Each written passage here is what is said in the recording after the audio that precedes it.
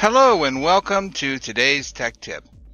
Today we're going to be talking about constructing an offset plane. If we go under the construct ribbon, you can see over on the left side where my mouse is, this is the construct offset plane or line command that we're going to be using.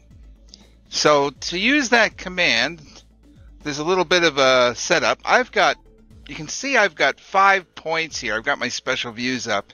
In my ISO view, you can see I've got 5 points here, and actually each one of these points are at a slightly different height, different level. Each one of these faces are just a little bit different. So what I want to do is maybe my print calls out maybe to make a datum A plane from these 5 different targets that are all at different heights. So I'm going to use the construct plane command to do that. So first thing I want to do is I want to set up a work plane above the parts. So let's go to the assist ribbon, and I'm going to just say work plane at point, and I'm just going to pick a point just a little bit above the part right there, and then I'll just click on the top view to finish the command.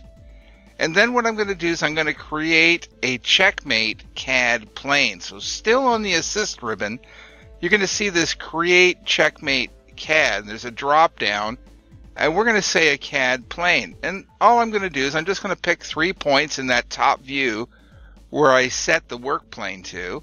And I'll just pick 3 points, and you can see it generates this checkmate CAD plane. It's not a measurement. You can see I just have the 5 measurements in my browser. So it's not a plane measurement. It's just a CAD plane. So now that I've done that, now I can go into the command and say construct the offset plane. And what you do is you just pick all 5 points. So I'm just going to go pick, and pick. Pick your 5 points. And then your last pick is this checkmate CAD plane.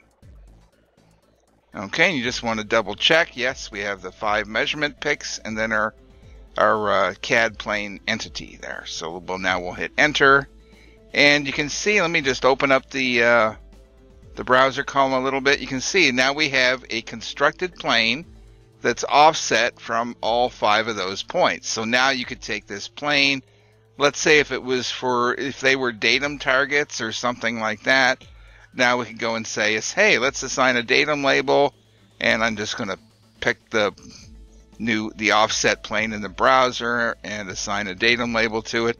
And there we go. That's our datum A created from these 5 points that are all at different heights. Thanks for watching and have a great day.